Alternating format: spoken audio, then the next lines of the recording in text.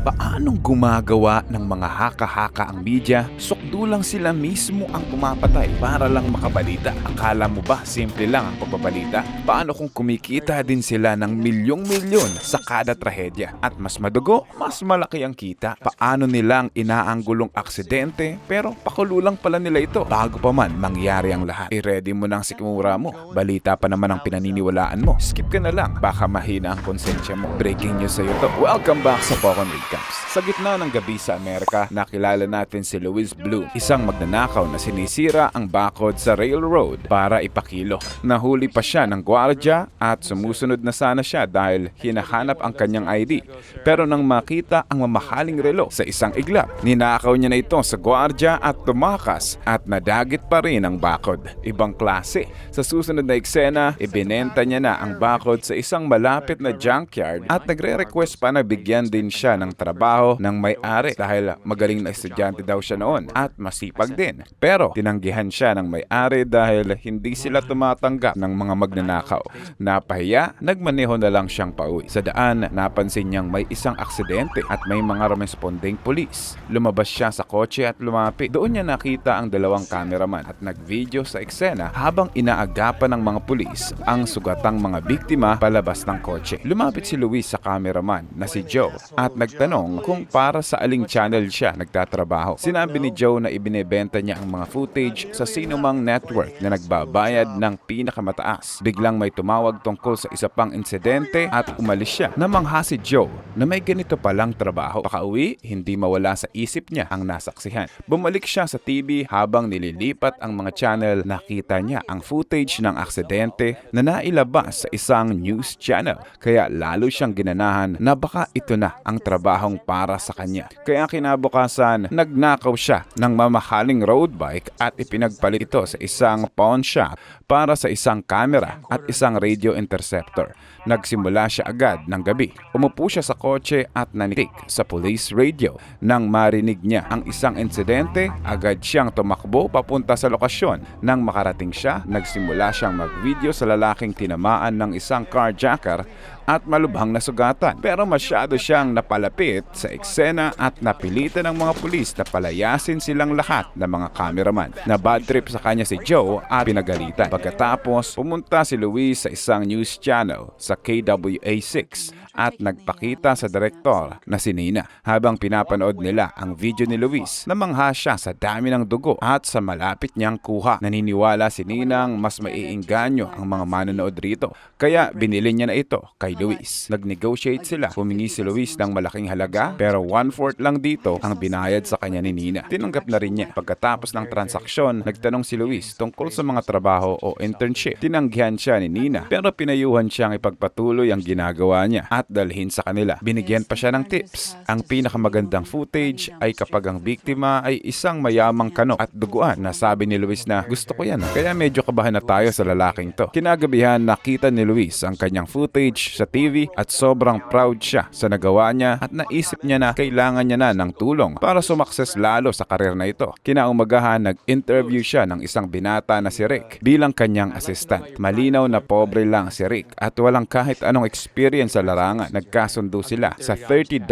kada gabi para kay Rick. Nang gabi, nakinig sila sa police radio sa kotse. Nang marinig nila ang isang aksidente, inutusan ni Luis si Rick na basahin ang mga direksyon habang nagmamaneho siya. Pero sa pagmamaneho ni Luis na parang baliw, kinabahan masyado si Rick at nagkamali ng direksyon. 5 minuto na silang late pagdating sa eksena at ibang cameraman na ang naka-jackpot at wala na rin ang biktima sa eksena. Na bad trip si Luis at pinagalitan si Rick. Hindi nagtagal, natuto na rin si Rick at narinig nilang isa pang insidente at nakarating sa tamang oras naman. Robbery sa isang bahay pero wala na silang kapaki-pakinabang na makukuhang footage. Kaya habang abalang mga pulis, pumasok si Luis sa loob ng bahay. Siniyasat ang kusina at natuklasan ang butas na bala sa refrigerator. Kinuhanan ang mga family photos para isama ang butas ng bala sa iisang frame. Lihim na ni-record ang biktimang mag-asawa habang nakikipag-usap sa mga pulis. Ang tindi ng karakas.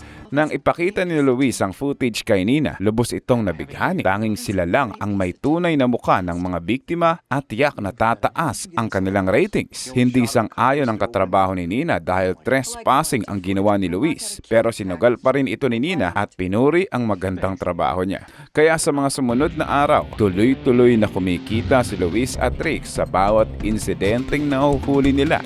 Mas marami silang benta kay Nina at mas malaki din ang kita. Sa bawat perang pumapasok ay unti-unting nag-upgrade ng mga gamit si Luis at nakabili pa ng mas mabilis at mamahaling sasakyan. Isang gabi, dumating si Luis sa eksena ng isang aksidente habang nakatutok ang driver sa ibang lugar. Lumapit si Luis at napansing malayo ang bangkay at nag-video ito. Dahil wala namang nakakita, pilit niyang inilipat ang bangkay papunta sa lugar na mas maliwanag para mas maganda sa kuha ng camera niya. Wow! Nang ipakita ang footage kay Nina, humingi na siya ng mas malaking bayad dahil dekalibre daw ang nakuha niya. Dagdag pa ay inaya niya na si Nina sa date. Tumanggi agad si Nina dahil gusto niyang panatilihing profesional ang kanilang relasyon at sinabing para kang uod, Luis, yung nakakatakot. Pero sa sumunod na eksena, nasa restaurant na sila. Sinabi ni Luis na gusto niyang manligaw sa kanya. Sagot ni Nina na courtesy date lang ito. Pero ngayon ay nagbago ang tono ni Luis. Pinamukha niya kay Nina na ang channel nila ang may pinakamababang rating sa buong lugar. Bago pa siya magsimulang magdala ng footage, ang banta niya kung hindi tatanggapin ni Nina ang kanyang mga kondisyon. Titigil na siyang magbenta sa kanya. Natulala na lang si Nina at wala na siyang nagawa kung hindi pumayag. Isang araw, nagkaroon ng malaking plane crash sa lugar. Pero nang makarating si Luis, may nakakuha ng footage bago siya at nang asar pa ito. Nakakalap lang siya ng ilang random videos at dinala kay Nina. Lubos na nagalit si Nina sa kanya at pinagalitan siya sa kapalpakang ito na exclusive sana. Sinumbat ni Nina na ang dami niyang demand. Sablay naman siya. Digong umuwi si Luis at nagsisigaw sa harap ng salamin sa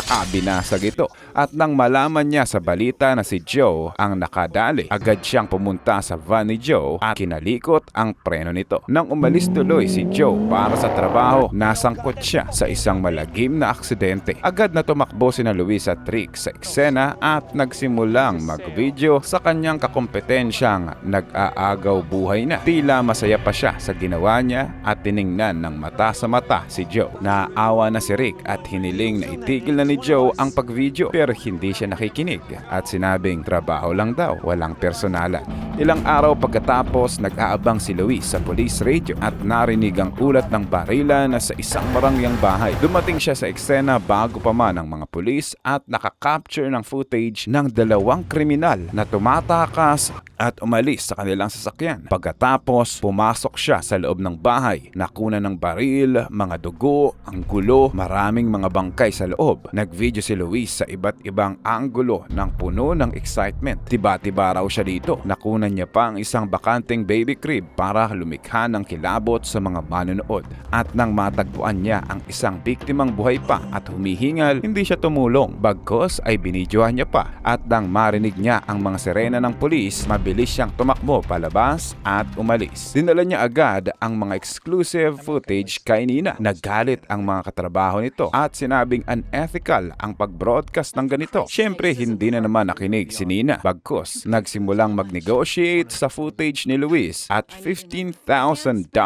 ang napagkasundoan nila. Pero hindi pa rin siya nasisiyahan. Naglagay pa si Luis ng mga kondisyon. Mula ngayon, hindi na siya makikipagtawaran pa. Bibigyan niya ng presyo si Nina at final price na yun. At gusto niya pang isama ang pangalan ng kumpanya, Video Production News, sa mga subtitle sa broadcast at ipakilala siya ni Nina sa lahat ng empleyado at sa mga big boss niya. Nabigla si Nina sa mga kondisyong ito pero pumayag na rin siya para hindi bumaba ang ratings nila. Kinaumagahan habang pinapanood ni Luis ang kanyang mga footage, biglang may kumatok sa pintuan. Mga detective pala ito. Hiniling nila ang mga kopya ng video at ibinigay ni Luis ang inedit na tinanggal ang mga footage ng mga kriminal na tumatakbo. Sinabi niyang nakita nakita niya lang ang mga ito pero hindi niya maalala at wala din siyang video. Kalmado lang siyang sinasaysay sa kanila ang nangyari. Pagkatapos umalis ang mga detective, hinanap ni Luis ang license plate ng mga kriminal sa internet at natunton ang isa sa kanila. Nang gabing yun, may malaking plano na siya. Pumunta ulit doon ang dalawa at ibinunyag ni Luis ang kanyang plano. Dapat malakardo ang eksena ng pag-aresto sa kanila para mas malaki ang kita nila. At para magawa nila ito, sila ang mag-stage ng arrest at ang may tanging exclusive footage nito. Natakot si Rick sa narinig niyang plano at tumanggi. Nagreklamo siya dahil $30 lang kada gabi pa rin ang sahod niya kahit maraming buwan na ang lumipas. Kaya humingi siya ng taas sahod na $75 kada gabi at dagdag pa nun, bonus na $25,000 dahil masasangkot siya sa kabaliwang ito. Kung hindi, ire-report niya si Luis sa mga pulis. So wala siyang choice. Pumayag na si Luis. Pero sa mga mata niya makikitang may naisip na naman siyang ibang plano. Hindi nagtagal, lumabas ang mga kriminal mula sa bahay at sinundan nila. Pumasok ang mga kriminal sa isang restaurant at ginamit ni Luis ang pagkakataon para tawagan ang mga pulis sa 911 at nireport ang dalawang armadong sospek sa loob ng restaurant at kinikilala sila bilang mga pumatay sa isang pamilya kagabi. Naghintay sila sa labas at pumuesto ng kamera. Dumating ang mga pulis at nagkaroon ng malakihang shootout sa pagitan ng mga kriminal at pulis. Buwis buhay ang dalawa na makover ang mga ito. Dalawang inosenteng tawang napatay sa barilan. Isang kriminal ang napatay pero ang isa ay sugatan at nakatakas pa sa kanyang sasakyan. Nagmaneho agad si Luis at Rick at binidyohan ang pagtugis ng mga pulis.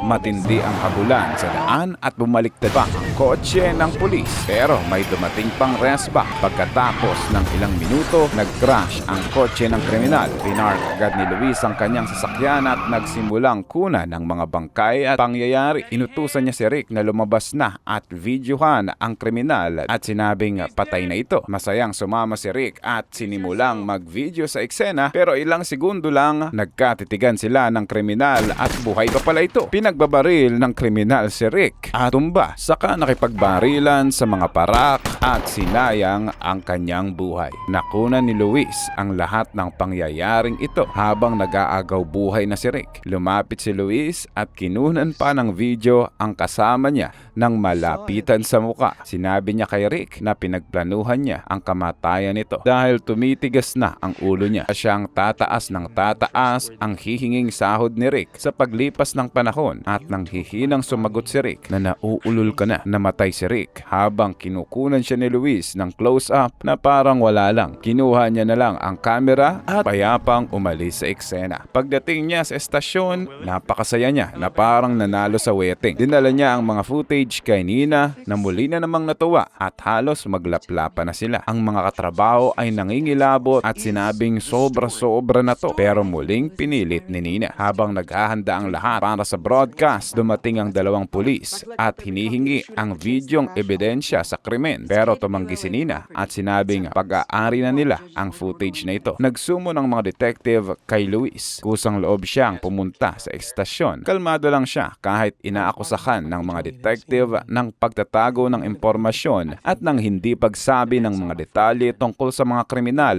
Nung una pa lang siyang tinanong, nagsinungaling si Luis at sinabi niyang naalala niya na lang ang kotse ng mga kriminal nang makita ito ulit. Inakusahan siya ng detective ng pagkasademonyo niya at gahaman dahil plinano niya talaga ang lahat simulat sa pool. Nabanggit nito kung paano niyang pinagplanuhan ang kamatayan ng sarili niyang assistant at vinidyohan pa ito hanggang sa mamatay. Ngumiti lang si Luis at sinabing trabaho lang, walang personalan. Alam ng pulis na nagsisinungaling siya pero wala lang silang ebidensya laban sa kanya kaya pinalaya na lang ulit siya. Sa huling eksena, may dalawang van na si Luis at may bagong team para palawakin pa ang kanyang negosyo. Sinabihan niya sila na hindi muna sa kanila magbabayad ngayon pero malaking matututunan nila sa trabaho at pinayuhang sundin lang siya dahil hindi niya sila uutusan ng bagay na hindi niya gagawin sa kanyang sarili. Anong mas nakakatakot? Ang isang hayagang kriminal o ang isang taong legal pero mas masahol pa sa kriminal na walang kahit isang gramo ng konsensya? Ano yan? Politika? I-comment mo nga ang gusto mong i-recap namin next. Subscribe para sa marami pang masasarap na recap.